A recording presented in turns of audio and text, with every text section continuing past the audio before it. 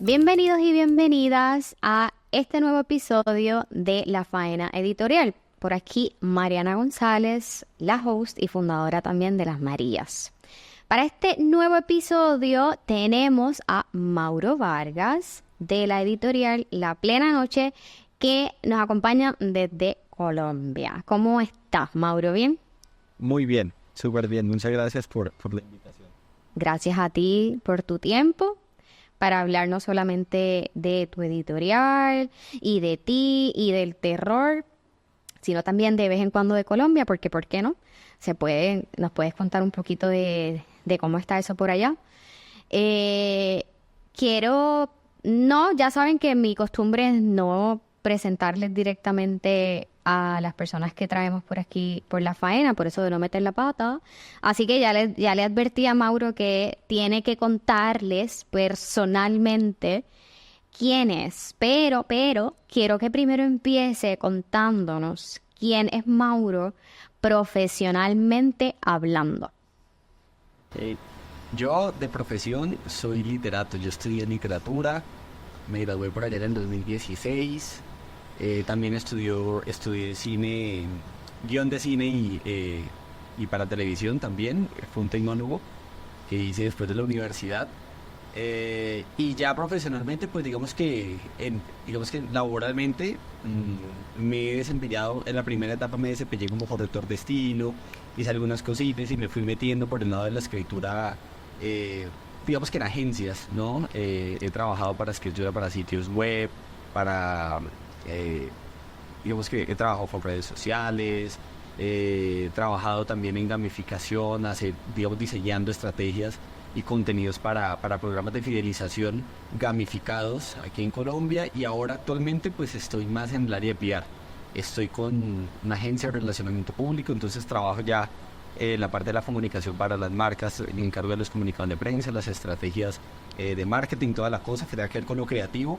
Eso es como lo que hago profesionalmente. Y bueno, también digamos que estoy muy metido en el cuento de los libros, de la editorial, que es mi proyecto personal, que vengo construyendo desde hace ya un buen tiempo, y ese es como mi lado profesional.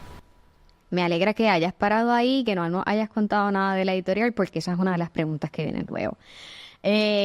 Wow, Mauro, pues hace muchísimas cosas que creo que muchas de nosotros que estudiamos letras podemos tener toda una conversación alrededor de cómo nos comemos esta profesión. Así me dijo mi mamá cuando le dije que iba a estudiar literatura, y me dijo, ajá, pero ¿y con qué tú te vas a comer esto? Y yo le dije, bueno, yo maestra no voy a ser, le tengo todo el respeto del mundo, para mí es la profesión más importante del planeta, pero yo la paciencia no la tengo, yo voy a hacer libros. Yo para ese entonces tampoco sabía lo que eso significaba, pero que era prácticamente lo que mi mamá decía, ¿con qué te vas a comer eso también? Pero has buscado las esquinitas alrededor de las letras, que muchos y muchas empezamos con la corrección. Somos correctores de estilo, ortotipográfico, editores de contenido, hacemos editing, todo lo que se nos ocurra alrededor de lo que son las correcciones. Así que también me gusta que nos hayas, así a vuelo de pájaro, hablado un poquito sobre eso, porque muchas veces nos preguntan cuál es el camino que se toma cuando queremos trabajar con libros. Usualmente empezamos así. Pásame tu manuscrito, pásame tu texto y te lo corrijo. Y así es que vamos haciendo camino poco a poco. Pero bueno, me voy a callar para que ahora nos cuentes quién es Mauro cuando no está trabajando, cuando no tiene un libro en la mano, que yo sé que es difícil, pero ¿quién eres tú? Yo cuando tengo un libro a la mano estoy pensando en música, en salsa. Yo soy absolutamente salsero, tropical, esa es mi vida. La verdad creo que podría incluso renunciar en algún momento. Si tengo que renunciar a algo en mi vida, puedo hacerlo con los libros, puedo hacerlo con un montón de cosas, pero con la música no. Wow. La música la he reservado como para mi deleite personal, no es lo que me hace escapar del mundo. Mira, pues, eso no lo vi venir. No lo vi venir. No lo vi venir. Mauro, ¿tú has venido aquí a Puerto Rico? Nunca. ¿Qué dices? ¿Cómo no? Pues aquí tienes que venir porque aquí... La deuda que tengo. no hay que por favor sálgala pronto, vente para acá, que te voy a llevar por ahí a bailar salsa. Eso es muy importante. Aquí también la vas a pasar muy bien. Seguro que sí, no, es muy bien, más bien, o sea, yo soy de Cali, entonces eso viene como en el ADN, ¿no? Todo el acento musical. Somos Y primos también. especialmente la gente que ve que yo leo literatura de terror y todo esto, pues creen que es yo escucho, wow, que toda la vaina. Que eres bien dark, super dark, depresivo en tu cuarto, ¿no?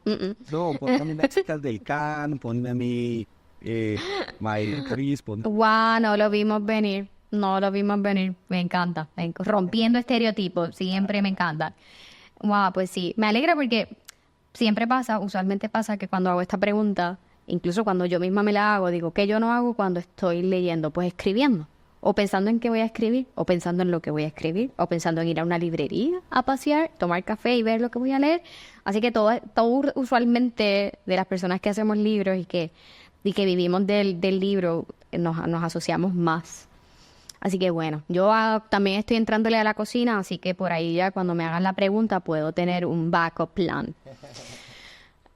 Mauro, y cuéntame de la plena noche, ¿cómo nace este proyecto que acabas de decirnos brevemente que lleva par de tiempo con él? Sí, nació por la simple necesidad de llenar un vacío existencial. Es decir, yo empecé a coleccionar, o sea, yo estoy relacionado con la literatura de terror desde los 8 o 9 años, quizás gracias a la televisión. O sea, mi relación con los libros se lo debo 100% a la televisión y al cine que veía en televisión. No sabes que antes era, digamos que era muy común uno ver las películas del momento en televisión abierta. Sí. Entonces yo a las series, a los enlatados, todo eso, yo le debo mi amor por la literatura porque descubrí que esas películas, esas historias, esas series, pues están basadas muchas en libros, ¿no? Y muchas de esas historias que me marcaron, que tenían que ver con lo sobrenatural, pues eran adaptaciones, ¿no? Series como Escalofríos, como toda esa onda adolescente que salió con El Temes a la Oscuridad, por ejemplo. Desde muy pequeño entonces está relacionado con estos géneros. Y cuando di en salto en los libros, pues obviamente uno cuando empieza a leer, casi siempre dice, yo quiero escribir. No, voy a empezar a imitar a los autores que me gustan, voy a empezar a crear mis historias, toda la cosa. O que yo, digamos que con el material impreso me relaciono mucho más de primera mano con el cómic. Sí, que aquí hubiese una movida de cómic muy grande. O sea, yo me aficioné al cómic cuando nadie hablaba de eso. Era como un champiñón, yo solo con mi cuento en los cómics. Y cuando me mudé a Bogotá, a los 11 años, pues descubrí como que había un montón de cómics en saldos muy baratos. Y empecé a alimentar como esa necesidad de leer, ¿no? Material impreso. Luego di el salto obviamente a libros, como los libros de Escalofríos que tenía por ahí coleccionando también. Y en todo ese proceso, cuando empecé a escribir, dije, ahora ¿dónde mando? ¿A dónde envío lo que yo estoy escribiendo? Porque yo veía que en Estados Unidos los escritores, ¿no? Los grandes cuentistas como Bradbury, como Chandler, o sea, gente que se cultivó gracias a las revistas, ¿no? Donde se publicaban cuentos, toda la era dorada del pulp, por los años 50, 60. Y yo dije, ahora yo quiero hacer lo mismo, ¿dónde envío mis historias para que al menos me digan que son malas? Y pues, en Colombia no existe eso. Y creo que en muchos países de Latinoamérica no existe ese mercado de la revista que existió hace mucho tiempo. Y pues que obviamente el mercado de la revista actualmente tampoco es que sea lo que fue en el pasado. Y en ese proceso me dije, no existe nada que pueda suplir esa necesidad que yo tengo. Y, digamos, como hobby, yo tenía un blog donde hacía unas reseñas de los libros que leía. Los últimos años de mi blogger fue importante. Y dije algún día, ¿qué pasa si yo convierto varios de los contenidos que están aquí, los diagramo? Porque por esos días había comprado una revista Fangoria, que era una revista muy famosa en Estados Unidos, que te mantenían al día sobre todo lo que era el cine de terror, de ciencia ficción y la cosa. Y se las compró un amigo que tiene una librería aquí en Bogotá. Me tuve que comprarle 6 solo por una. Wow. Se las vendo todas. Y empecé a ver esto y dije, esto es o sea, esta es la revista que yo quisiera haber podido leer cuando estaba muy emocionado y muy interesado o metiéndome en este cuento de terror. Y pues lastimosamente aquí no existía. Entonces dije, voy a hacerla yo. Voy a diagramar esto en Word a 2 columnas muy vintage, como la revista de selecciones de Reader Digest que llegaban por acá en los años 60. Hice la cosita a 2 columnas, hice un PDF que planeaba ponerlo en descarga libremente en el blog.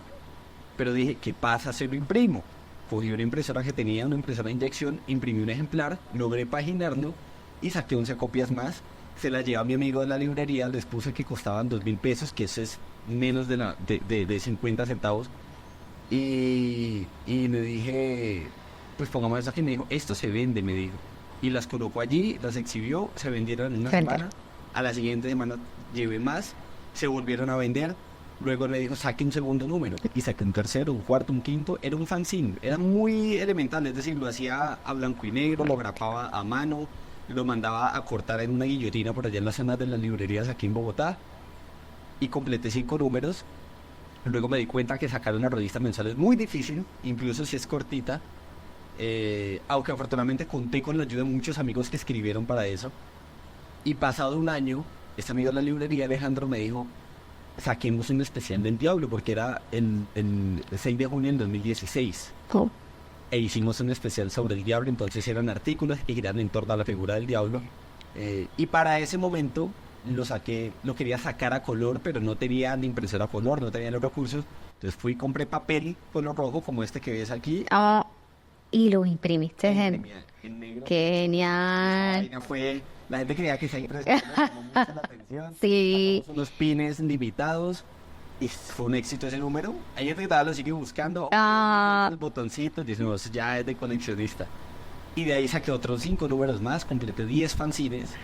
Y en ese proceso dije, ahora quiero mirar cómo lograr hacer libros con lomo. Porque Alejandro, mi amigo, me decía que el lomo es fundamental en la parte editorial porque es lo que permite que el libro se vea en el anaquel. O sea, el lomo es el que lo hace visible, ¿no? Y en el sector, digamos, de aquí en la edición independiente, fancinera, que digamos que en Bogotá se están haciendo cada vez más ferias independientes, pues uno ve que la encuadernación artesanal siempre acude a la grapa, ¿no? Porque hacer un lomo requiere un poco más de proceso. Entonces me decía, ese es, digamos, que el fallo de la edición independiente, que no saben hacer lomos. Y en un tutorial de YouTube para hacer agendas, vi cómo ella hacía el lomo de la agenda. Dije, voy a intentarlo. Y sí, cogí un montón de papel, lo intenté, me funcionó. Y dije, ahora voy a intentar hacer un libro. Impreso en la casa, empastado, todo hecho a mano, pero con lomo. Y salió bien. Salieron unos libritos chiquiticos muy bonitos. Que si quieres te los muestro, los tengo Sí, por favor. Dame un segundo. Movilidad. Queremos ver los libritos.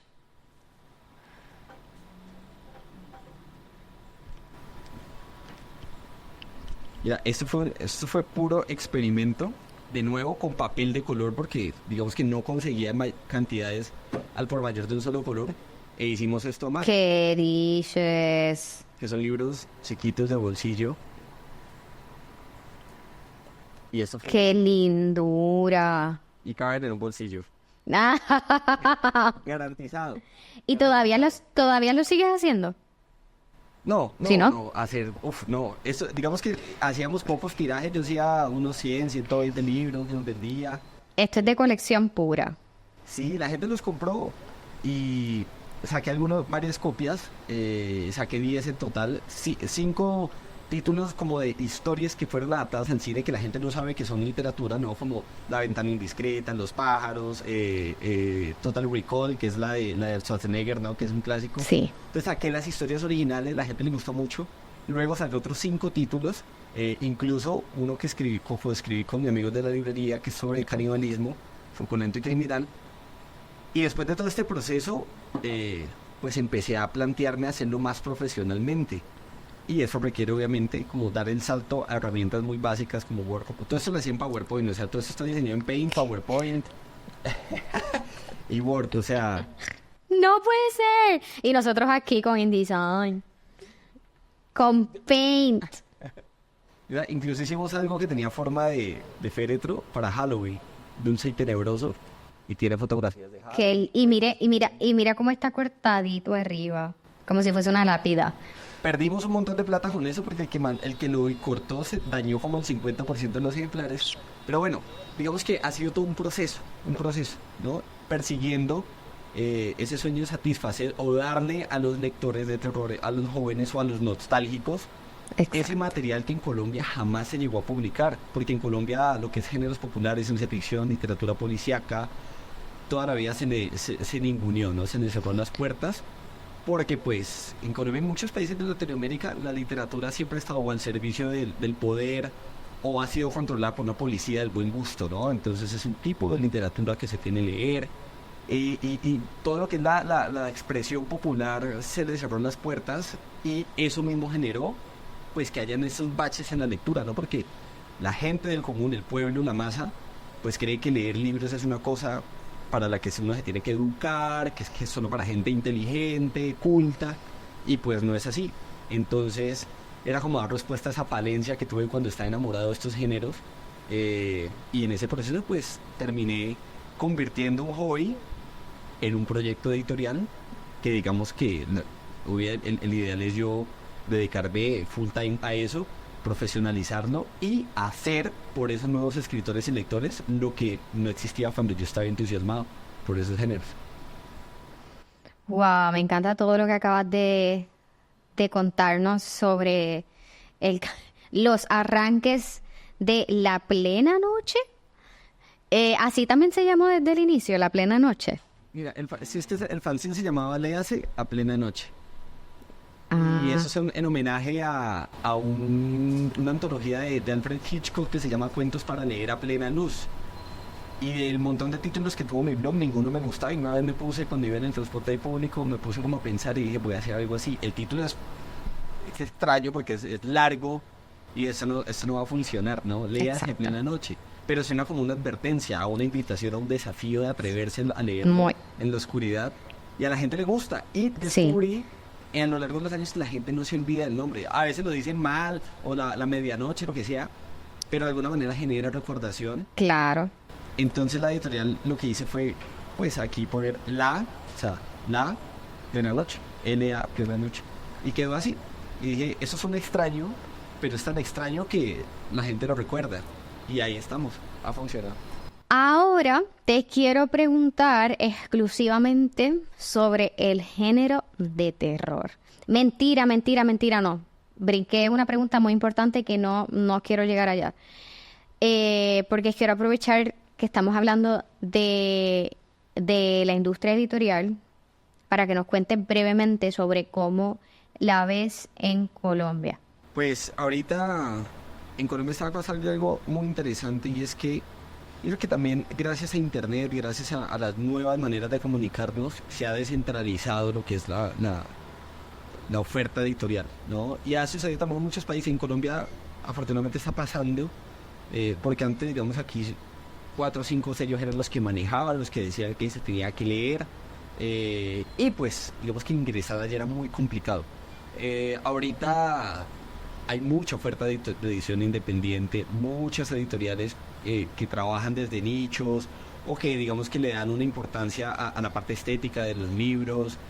Hay una entrega mayor hacia el oficio editorial porque es una generación que creo que salió con esa misma necesidad de yo quiero encontrar los libros que yo quiero leer, ¿no? Y que digamos que estos grandes sellos nunca nos permitieron leer o explorar. Entonces esta apertura a la edición independiente ahorita le está apostando a cosas muy distintas, a muchos géneros en particular que antes no se publicaban.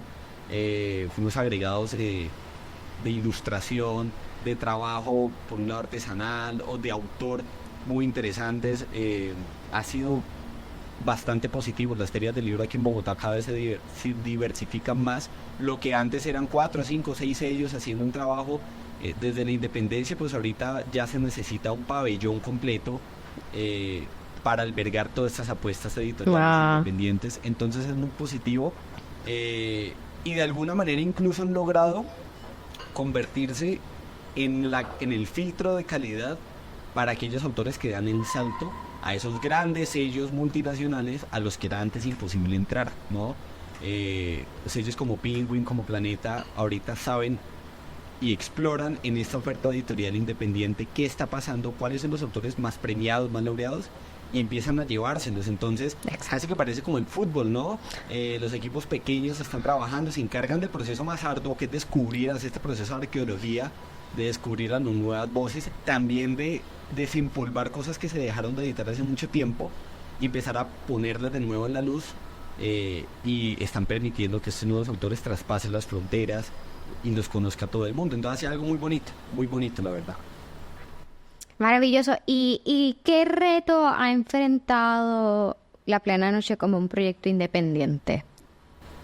Aquí, digamos que los retos principales es todo lo que tiene que ver, o todo lo que está por fuera de hacer el libro, ¿no? Que es los procesos de distribución, Ah, sí. todo lo que implica ponerse la corbata y encargarse del negocio, porque en Colombia pasa algo muy particular, incluso con todo el asunto de las librerías independientes también, y es que se hacen con muy buena voluntad, pero pues como creo que es algo común en la parte humanística, no nos preparan Claro. para los números, ¿no? Y digamos que hacer una editorial es montar un negocio. Es un negocio que tiene que ser sostenible, que tiene que generar ganancias. Y ahí en ese momento, cuando se enfrenta uno a ese panorama, es donde vienen las dificultades, ¿no? Encargarse de toda esa logística que es importante. En Colombia hay algo chévere y es que hay libertad de competencia, es decir, los precios no están estandarizados, tú puedes decidir qué precio ponerle a los libros, que es algo que no pasa en Excelente. España. Eso dinamiza mucho la oferta, pero al mismo tiempo hacerla sostenible es un desafío. Y obviamente el precio del libro es un obstáculo grande también, porque Colombia es un país, de nuevo, ¿no? Las tasas de lectura son muy bajas, aunque la gente que lee muchísimo, sobre todo los jóvenes, pero lograr minimizar esa brecha tan grande que hay entre la gente y la cultura, es un desafío grande, y más cuando tienes que pagar para acceder a ella y el costo es alto. Y el costo es alto también principalmente porque los intermediarios que están en la cadena del libro obligan a inflar los precios demasiado. Entonces, el reto para La Plena Noche, que fue una decisión un poco obstinada, es: voy a prescindir de los intermediarios que me obliguen a subir el precio, porque el que paga las consecuencias es el lector final. Y el lector final, digamos que no debería cargar con la culpa de, ¿no? Entonces, poco el ejercicio era: esto es literatura de terror, que es son géneros populares que tienen que venderse en formatos populares, y cuyo público estrella son los adolescentes que no tienen trabajo, que no tienen grandes ingresos. Y eso no me lo invento yo, sino que es histórico. O sea, en Estados Unidos lo descubrieron hace mucho tiempo, por eso el boom del paperback, ¿no? Porque son libros hechos para los adolescentes que compran los libros con lo que les sobra de la mesada, ¿no? Entonces, en ese ejercicio dije: para yo mantener la filosofía de la editorial, debo prescindir de esto. Esto me obliga a adoptar otras dinámicas, ¿no? Entonces, el asunto del e-commerce, manejar estas ventas por redes sociales, que es demandante. Exacto. Entonces, el gran desafío es ese, ¿no? Después de que se hace el libro, ¿qué pasa después? ¿Cómo llego al lector? Cada uno enfrenta el desafío de manera distinta. Yo decidí enfrentarlo así: vamos a aprovechar el recurso de la internet, de las redes sociales, de Para aplicar llegar. storytelling a la editorial, y que la editorial no se venda como la editorial que hace libros, sino como alguien que te proporciona entretenimiento. Y eso me da mucha gabela para contar historias, ¿no? Para darle contenido al lector, y que lo lleve poco a poco a decir: ya que me gusta lo que esta gente no vende o me da gratis en internet, ya que me gusta el entretenimiento que me ofrecen y la información que me dan, pues voy a comprarles el libro. Eso es un proceso, pero digamos que esa es la manera como decidí enfrentar esos obstáculos. Esa estrategia me parece excelente y me parece que la noté, por ejemplo, cuando entro a la página web de La Plena Noche. Yo no veo en esta página principal hacemos libros. Nosotros entretenemos a través de estos géneros. Y lo que te da la oportunidad es de tú ofrecer diferentes tipos de contenido, diferentes tipos de formatos y otros acercamientos para el lector. Así que yo lo noté, me parece excelente la estrategia que has adquirido, que claro, es más arduo llegar quizás a los lectores y a las lectoras, pero ya una vez llegas, yo sé que también el nivel de compromiso que tienen con lo que tienes para ofrecerles es muy distinto. Prácticamente creas una comunidad y esa comunidad te acompaña a si quieras hacer un libro así de pequeñito, quieras hacer pines, ¿qué tienen? O como vimos en tu TikTok, que te querían robar el ratoncito. No sé si era un ratoncito, pero... ¿Qué tú tienes ahí? ¿Que tú tienes ahí un ratoncito? Pues me lo quiero llevar también, mírenlo. Así que eso es lo que hace, al final del día lo que queremos es apelar a conectar con nuestras comunidades a través de lo que tenemos para ofrecerles y entretenernos juntos y juntas. Otra cosa, algo que quería notar también es que nosotros, los libros están en ciertas librerías, Sí. pero son librerías que yo he visto que representan el espíritu de la editorial. Excelente. Que la gente que va allí le puede gustar. Entonces hay librerías como La Valija de Fuego aquí en Bogotá, por ejemplo, que es una librería punk, anarquista. Obviamente ahí encontras de todo, pero es como un espacio donde sabes que vas a encontrar este tipo de cosas, ¿no? Pines, parches, pósters, un montón de cosas que no tienen nada que ver con la alta cultura. Y allí el libro encaja muy bien. Entonces los espacios que hemos elegido para estar físicamente de manera tradicional han sido por eso, porque representan algo que a nosotros nos gusta, y también con una salvedad de lo podemos manejar el porcentaje que se maneje aquí en Colombia, porque el libro tiene que ser, el precio del libro tiene que estar democratizado. Es decir, yo no quiero que porque el libro está en el estrato 6 de la ciudad, entonces vale más que si está acá. No, la idea es que el lector pueda encontrar el libro al mismo precio en cualquier lugar donde esté, ¿no? Porque eso también permite romper esos obstáculos que hay entre la audiencia y el contenido. Gracias por traerlo, porque yo doy una clase de gestión editorial y suelo mencionarle a los participantes que el libro no tiene por qué estar en todos lados.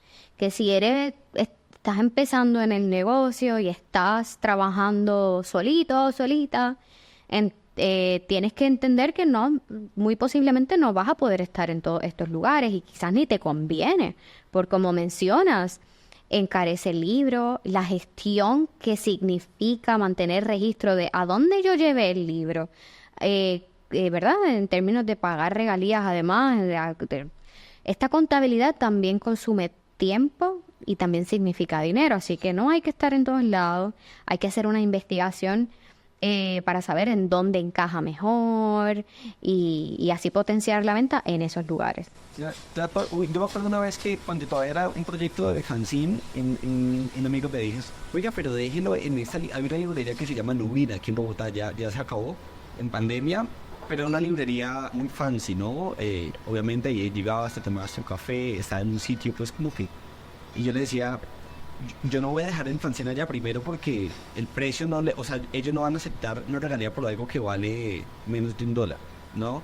Y segundo, el producto no encaja dentro de lo que representa la librería, y la gente que va a la librería no va a comprar bien. Y el que quiere comprar esto no va a ir a esa librería a buscarla. Entonces no es, tengo que estar en todo el país, no, es llega donde está tu gente, ¿no? Porque las librerías especialmente funcionan como epicentros muy específicos. O sea, la gente relaciona un vínculo con la librería y con lo que la librería representa. Yo hace más de 14 años voy a la misma librería de siempre porque me identifico con ella, ¿no? Y yo sé dónde voy a comprar lo que yo quiero comprar. Si yo voy a la librería de Sábado, por ejemplo, es porque ahí voy a encontrar ciertas cosas que en una librería de cadena no voy a encontrar. Entonces, si el producto que yo quiero está en la librería de cadena, probablemente no lo compraría sino aquí, porque aquí me siento como en casa. Y eso sí hace parte como de analizar el mercado. Yo no he sido experto, digamos, por ejemplo, voy a analizar el mercado, no. Pero he estado en la calle desde que entré a la universidad y he estado como metido en el mundo del libro desde los bajos mundos, ¿no? Andando en los callejeros y todo, y mirando también cómo se comporta la gente. Y las horas que yo pasé en esa librería tomando café y hablando con amigos y toda la cosa, me permitió entender ciertas dinámicas del mercado que al final me sirvieron para decir, esto es lo que yo quiero hacer. Y así lo voy a hacer. Que es tremenda escuela también.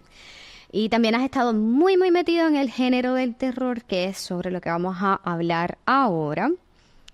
Yo debo decir que yo sí que he leído quizás alguna que otra novela de terror, pero yo no soy la experta, así que me voy a dedicar a escucharte y a aprender, así como nuestra audiencia. Y yo voy a empezar con esta pregunta para romper un poquito el hielo alrededor de este tema. Y dice así: las historias de terror pueden variar mucho según la cultura y las experiencias de los lectores. Por ejemplo, en Estados Unidos muchas personas disfrutan de historias con monstruos y escenarios sobrenaturales, mientras que en Latinoamérica las leyendas y el folclore local a menudo juegan un papel importante. Teniendo esto en cuenta, Mauro, ¿cómo entiendes que los lectores de Latinoamérica y Estados Unidos reciben las historias de terror?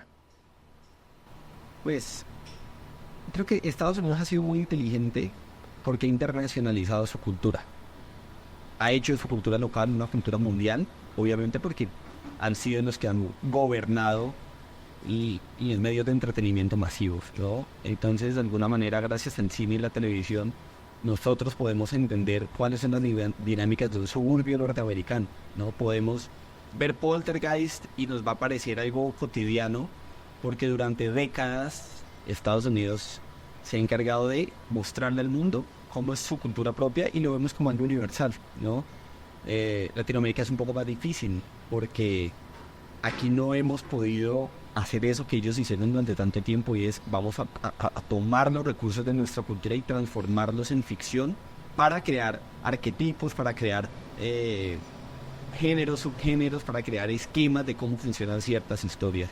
Y en Latinoamérica de alguna manera lo ha hecho muy bien, con una preocupación que ha sido histórica, y es todo lo que tiene que ver con la violencia política, con la denuncia, y de nuevo con ese papel que ha tenido la literatura de reflejar o ser contestatario, ¿no?, de la realidad que vivimos, que ha sido similar durante mucho tiempo, y además quizás por las facultades que han tenido los autores latinoamericanos, casi todos han venido del periodismo. Entonces sí, la literatura latinoamericana, toda esta vena de denuncia, de querer comprometerse siempre con lo que está pasando actualmente, tiene que ver con esa necesidad del escritor de contar una verdad, ¿no?, de investigar, de hacer la crónica y toda la cosa.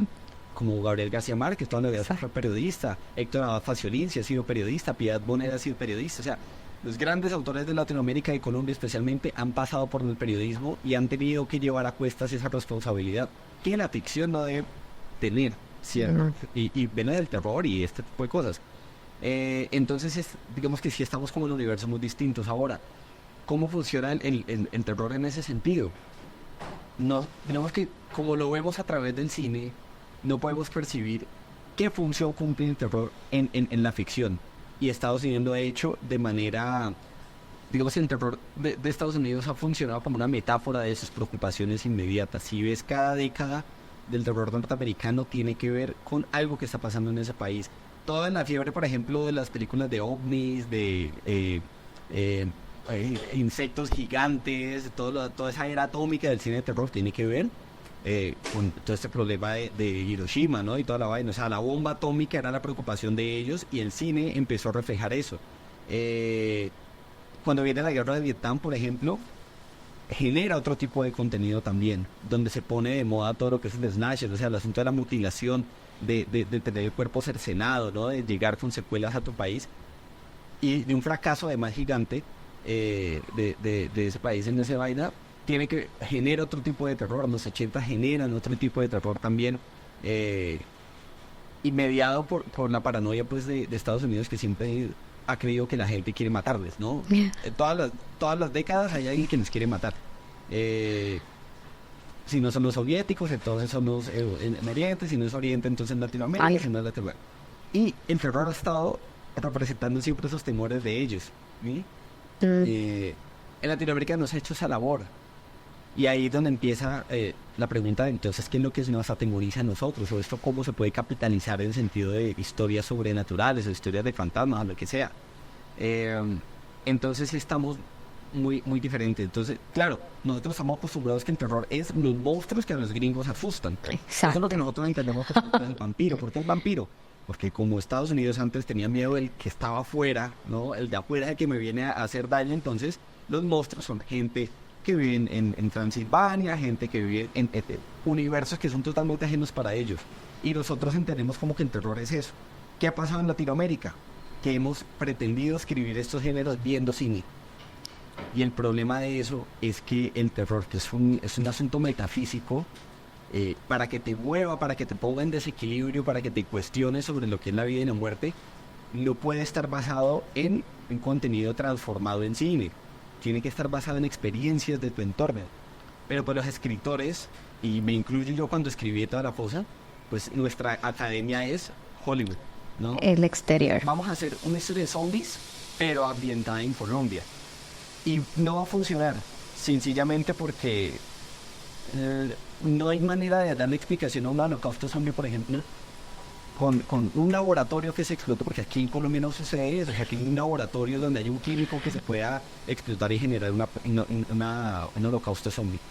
Entonces hay como una disonancia ahí entre cómo vemos el terror como entretenimiento, pero que de verdad nos mueve. No hemos podido como construirlo bien. Hasta ahora que está sucediendo actualmente. Pero creo que es porque estamos pasando por un momento de crisis existencial muy grande que atraviesa todas las culturas latinoamericanas. Hay una incertidumbre existencial y de eso se está alimentando la literatura de terror que se está escribiendo actualmente. O sea, ya no le tenemos ni a los vampiros ni a los fantasmas. O sea, estos miedos ya están superados. Se leen en clave clásico porque hacen parte del pasado, pero pues son ingenuos, ¿no? Leer Edgar Allan Poe hoy no te va a asustar. Contados 2 o 3 historias que tienen que ver con temores existenciales, que responden al enigma de la muerte, porque la muerte está presente en todo, ¿no? ¿Qué hay más allá? Esa es la gran línea transversal de toda la literatura sobrenatural. Pero hay miedos que ya están vencidos, miedos que no nos preocupan. Ahorita estamos pensando en qué carajos hacer con nuestra vida. Ese es el temor de todas las sociedades actuales. Y la literatura de terror ahora se está escribiendo a partir de ahí. Gente como Mariana Enríquez, como Mónica Ojeda, como María Fernanda Ampuero, están construyendo los temores desde ahí. Y también un poco lo que está haciendo la tecnología con nosotros, estos ritmos desenfrenados en los que estamos viviendo. Y quizás como lo peligroso o hasta dónde, cómo se está convirtiendo la violencia cotidiana, y cómo nos está amenazando. Ahí se está posicionando el terror latinoamericano, y siento que Latinoamérica tiene algo muy interesante, y es que lee el temor de una manera muy distinta a como lo lee Estados Unidos o Europa, y eso posiblemente va a ser novedad para que escale a nivel mundial, porque creo que Estados Unidos y Europa ya votaron, ya dijeron lo que tenían que decir, ya no está pasando nada ahí, siento yo. Una película nueva de terror es volver a lo mismo, o volver a los años 60, volver al pasado, recuperar viejos monstruos de manera nostálgica, pero no está cuestionando absolutamente nada. Latinoamérica sí lo está haciendo, porque duramos mucho tiempo en silencio, y ahora interpretamos el miedo de una manera diferente. Latinoamérica es más resiliente además, y se toma a veces la tragedia con humor. Tenemos la facultad de bailar una canción que te está contando sobre la muerte de alguien. Y eso es una manera muy particular de ver el mundo, y eso si lo capitaliza la literatura latinoamericana va a generar una nueva lectura de los miedos que en las clases culturas que han gobernado la ficción pues no han podido hacer hasta el momento. Todo esto que acabas de contarnos, Mauro, lo asocio a que creo, ¿verdad? Al género popular también en general, porque yo cuando pequeñita leía muchas novelas típicas de romance. Y cuando quieres intentar escribir, lo que tienes en la cabeza es cómo ocurre en Estados Unidos. No necesariamente cómo ocurre ¿verdad? En Puerto Rico, que es desde donde yo estoy escribiendo. Así que me resuena muchísimo con esta idea de que Estados Unidos y la escritura, los géneros en Norteamérica, han estipulado mucho las reglas, sobre todo cuando hablamos del género popular. Ajá, cuéntame. No, igual, o sea, es decir, igual que, claro, Estados Unidos ha estado también soportado por un modelo económico alrededor de la industria editorial muy poderoso. O sea, han sabido sacarle provecho y capitalizar todo lo que es la literatura, y han construido el imperio a partir de eso. Eso está muy bien, porque permite democratiza el hecho de que hay libros para todos y todos pueden adquirirlo, de todos los precios, de todos los formatos, y han entendido que la literatura sí es cultura, es un montón de cosas, pero es principalmente entretenimiento. Se hace el entretenimiento por antonomasia, ¿no? Es poner en papel una actividad clásica y básica del ser humano, como sentarse a contar historias, y han entendido eso. Y siento yo desde acá, desde afuera, que la gente también lo ha entendido bien, y es en Estados Unidos el bestseller, lo que sea, las historias de Harlan Robbins, toda esa época en los años 60, que fue una cosa impresionante en la literatura comercial, pues le da a entender a la gente que hay para todos y todos pueden comprarlo sin necesidad de ser letrados, sin necesidad de ser, ¿no? Un amigo me decía, vos puedes en Estados Unidos ver a un camionero, se baja en la estación de gasolina, compra sus víveres y 2, 3 libros y se monta en su camión y sigue, ¿no? Entonces sí se ha democratizado esa noción de cualquiera puede leer y puede leer lo que quiera y para todos y no pasa nada. Y eso ha facilitado mucho también que todos los medios, todos los géneros coexistan Excelente. sin ningún problema. Excelente. Hablando de géneros, ¿verdad que el género del terror se suele confundir con otros, como el thriller o el suspenso? Bueno, ya tú me contarás un poquito más de esto, pero ¿cuáles crees que son los elementos indispensables en una buena historia de terror? Asociándola un poco a diferenciarla o distinguirla del género del thriller o el suspenso. Creo que lo esencial para una buena historia de terror es entender qué te hace temer, entenderlo como una reacción física y psicológica. No centrarse en qué atemoriza, sino por qué te atemoriza lo que te atemoriza. Eh, por eso digamos que las historias malas de terror, o las que califican como malas, o serie B, lo que sea, están muy centradas en el monstruo, ¿no? Y vamos a hacer el monstruo aterrador y tal, y vamos a poner lo que de sangre a sangre, y las vísceras y tal cosa. Eh, pero ahí está esa línea de división en qué te da miedo y qué te da risa, ¿no? Qué te causa gracia. Entonces el terror es muy difícil de manejar porque se puede convertir en parodia muy fácil, Mm. ¿sí? El terror bien hecho es el que se para desde el ser humano y te empieza a cuestionar sobre qué me incomoda, por qué me siento mal, qué me genera esta sensación, y eso puede responder a miles de preocupaciones. Por ejemplo, una novela que me parece fascinante y es Cementerio de Animales de Stephen King, que es una novela que no necesita, o sea, no se centra en el monstruo, sino hay una preocupación y un temor de un padre de perder a su hijo. O sea, ¿qué pasa si yo pierdo a mi hijo? ¿Cómo me pone esto a mí? ¿Y qué haría yo para poder cambiar esa situación? Y todo lo malo que puede salir a partir de ahí. Y si ves esa novela es absolutamente deprimente, es aterradora, es incómoda, porque estás viendo ese problema desde el punto de vista del padre, ¿no? Y obviamente con una preocupación sobre dar respuesta al gran enigma del ser humano, y es que hay después de la muerte. Y las grandes historias de terror se paran es desde ahí. Entender qué, qué te atemoriza, por qué un ruido en la cocina me pone a mí inquieto. Si yo estoy solo y escucho que algo se mueve en la cocina, y cómo mi imaginación empieza a funcionar y a trabajar y a crear un montón de fábulas para dar respuesta a lo que no veo, ¿no? Que en términos, digamos, prácticos es la angustia. Hay un libro que se llama La anatomía del miedo, José Antonio Marina, que yo cuando la leí, cuando iba a hacer la tesis de la universidad, que era una novela que escribí para graduarme, y entender eso fue muy importante para mí porque él explica que el gran sentimiento de angustia es lo que funciona en estas narrativas. Es, hay algo que me está amenazando, yo sé que está aquí, pero no lo puedo ver. Y mientras no lo vea, pero tenga la conciencia de que exista, estoy descolocado totalmente. En el momento en que el monstruo se hace visible, cambia el sentimiento del ser humano, porque puedo ya enfrentarlo. Yo lo veo, lo entiendo y empiezo a buscar las maneras de enfrentarlo y destruirlo. Y ahí cambia la manera como se cuentan las historias. Y si ven las mejores historias de terror, atraviesan por esas dos fases. Estoy aquí, hay una amenaza invisible de la que soy inconsciente, y eso es suspenso, suspenso, suspenso, y cuando logro vencerla se convierte en otra cosa, en acción, en lo que sea, ¿no? Y venzo al monstruo. Entonces, creo que ahí está como la clave de las buenas historias de terror, ¿no? Pero para eso hay que entender muy bien a tu alrededor, cómo funciona el mundo que te rodea. Y también lo que te da miedo. Me Igual. encanta esta línea de que, que lo conocemos, nos da miedo lo que no, usualmente lo que no podemos ver, porque ya una vez sabes lo que es, dices, bueno, yo agarro un palo y le doy, agarro un cuchillo y le doy. ¿Cuál va a ser la acción ahora? Pero a lo que llegamos a concretizar y a ponerle rostro y forma a ese miedo, sufrimos mucho por el miedo, así que me parece genial. Quiero ahora leer miedo. Ya te contaré mis experiencias con, con estas historias.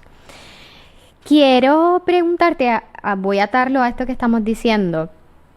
¿Qué autoras o autores? Bueno, iba a decir autores, de hecho, porque tenía la duda. ¿Hay autoras haciendo terror? ¿Me puedes hablar de algunas autoras, quizás hasta de Colombia, para llevarlas conmigo y leerlas? Esa es una. Voy a convertir este en dos. Mencióname si hay alguna autora.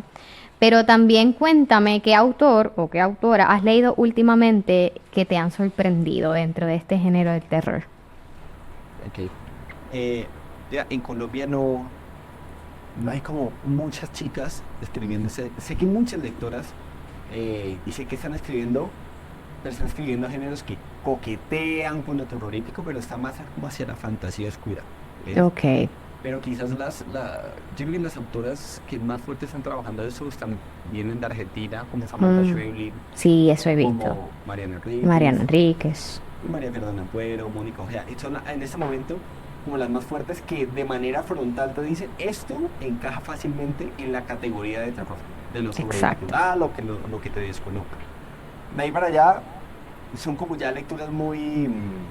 bueno, obviamente Agustina, la de Cadáver Exquisito, que también es argentina, que se ganó el premio Clarín de novela con esta novela, Mm, que es una novela más distópica, pero digamos que ella dice que no escribe el género, pero sus libros han tenido acogida dentro de la gente y le gusta el género.